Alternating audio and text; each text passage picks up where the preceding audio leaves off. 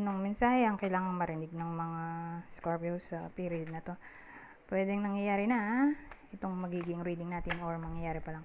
Kung hindi man para sa inyo, itong magiging reading natin, di baka para sa someone na malapit sa inyo o sa someone na kakilala nyo mismo. Baka may lumabas na gender mamaya, gawin nyo na lang energy. Masculine at feminine energy. Pwede rin naman na huwag nyo nang pansinin ang gender. Hindi ko masasabi kung anong magiging reading, kung positive ba o negative. Depende sa kung anong mapipick up kong energy. Walang masama kung papanoorin ang Sun, Moon at Rising sign.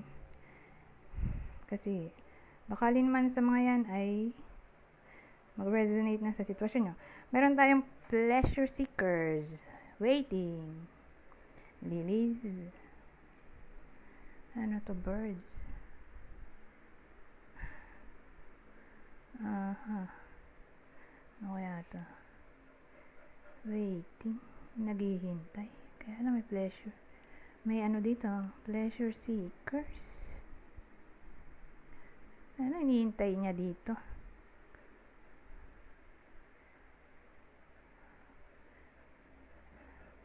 So iniisip ko kung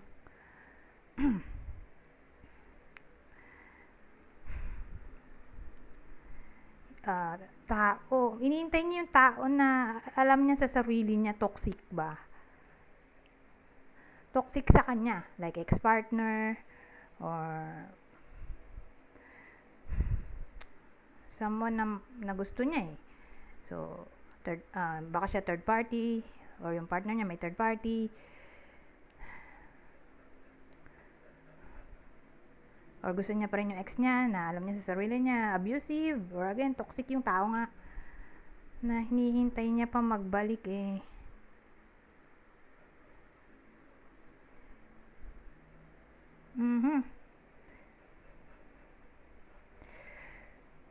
Kaya lang, since maganda tong dalawang card, lilies, saka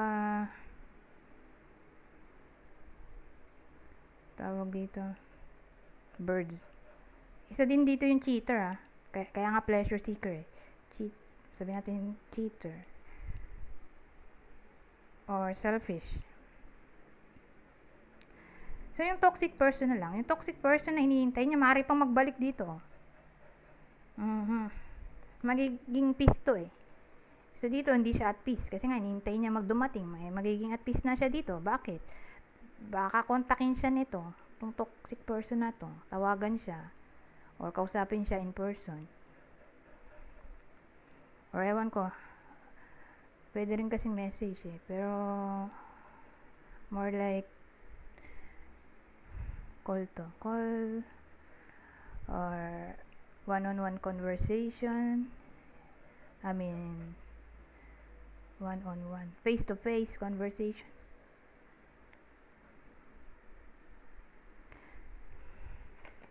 O yun na lang. Yung toxic person na hinihintay niya ay maaaring magbalik in short.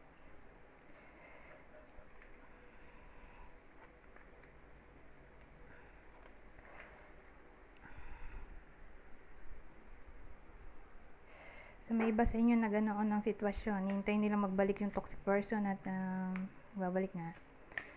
Ngayon, kung di man applicable sa inyo di baka tumama yun sa someone na alam nyo sa sarili nyo na toxic yung partner niya. Pero gusto pa rin nung kakilala nyo. So baka tumama sa kakilala nyo itong reading. Hindi man para sa inyo.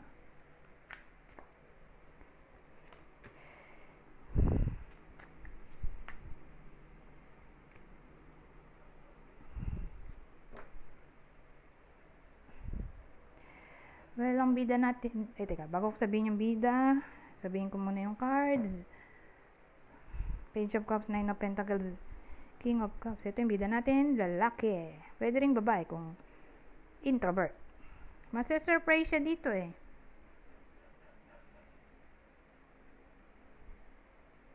Pero Nine of Pentacles yung susunod. Ano kaya yun? Surprise ba yan? O promotion? Okay, pwede rin. Surprise ay na-promote siya. Kasi 9 of Pentacles to, malapit na sa 10 of Pentacles. Diba? Na-promote siya. Na-surprise, na-promote siya. O, nagkaroon na increased salary. So, again, ano to yun yung bida natin. Hindi ko pala nasabi. Na King of Cups, lalaki, di ba? Pwede ring babae.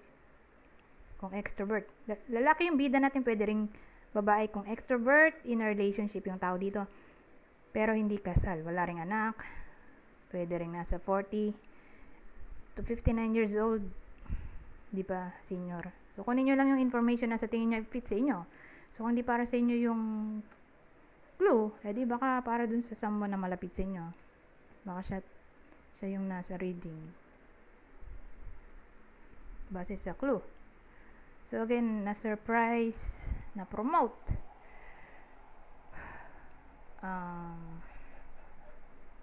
Promote. Ngayon, sabihin natin may kinalaman to sa creativity.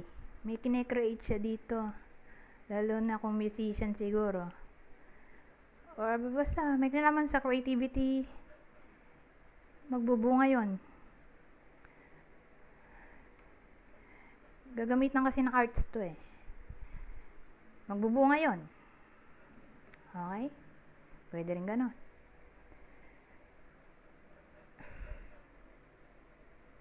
Creativity, magbubunga, ano pa ba?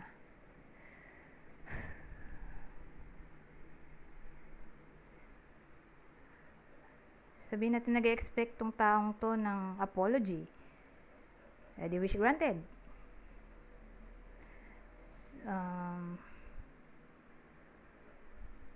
Kung di apology yung ine-expect niya, ay heart-to-heart conversation. Wish granted. Kasi award-reward to 9 of Pentacles.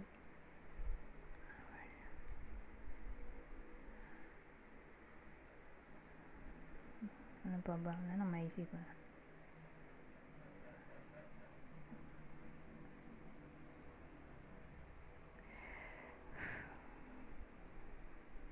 Wala nang maisip. Yun na lang. Maganda naman yung mga sinabi ko, di ba?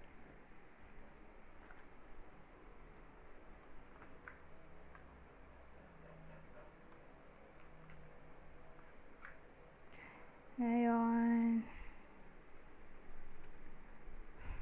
saan ba tayo mag-end? Hindi pa palang mag-end. 8 minutes pa lang to. Ito na lang. Dagdag pa. Dagdag information.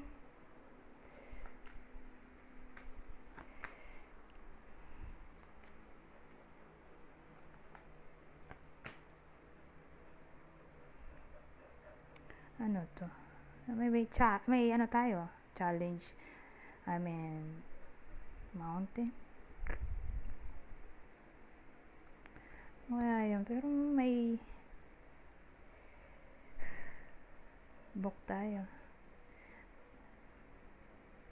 Na para bang kung ano man yung challenge problem dito. Lalo na kung may kinalaman sa strictness. Strictness, possessiveness, obsession, or unable to move on from the past. Yung itong mga problemang sinabi ko,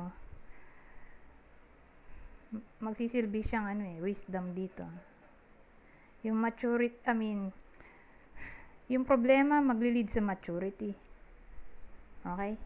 Whether nangyayari na to or mangyayari pa lang. So, let's say laging late. Ngayon, nakaka-receive na siya ng violation. Yun yung maturity or wisdom. Wag laging late. Case-to-case basis Let's say, dapat na talaga siya mag-move on sa ex niya kasi nga toxic. Yun yung ma-realize niya dito, knowledge. Wisdom, maturity. may matutunan siyang something sa past. So, pwede rin ganun. Kasi mayroon akong Lenormand reader na idol. Lahat naman tayo may idol. So, German siya. Sinasabi niya na past din daw to. Kaya sinasabi ko, kailangan sa past. Ito kasi challenge problem eh. So, someone from the past na nagdudulot ng problem.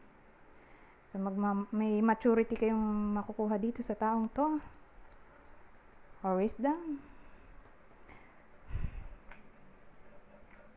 Anyways, dito tayo mag-end sa sinasabi kong deck.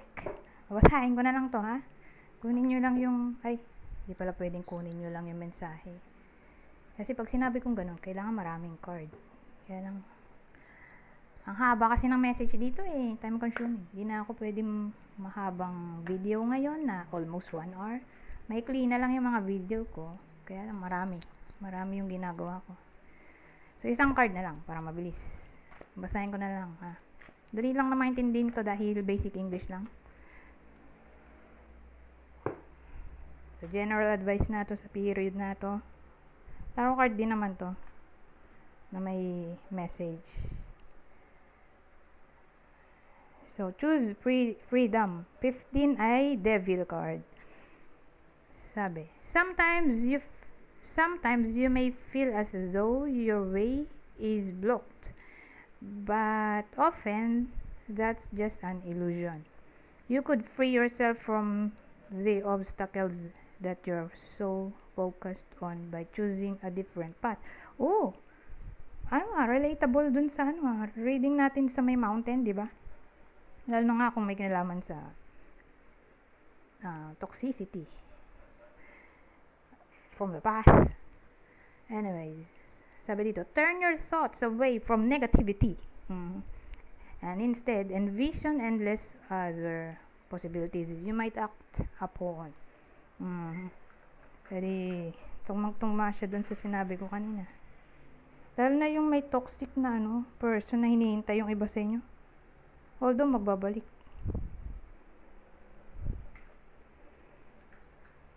But anyways, ang dating dito, advice to tungkol sa negativity. Anyways, hanggang dito na lang. Goodbye for now.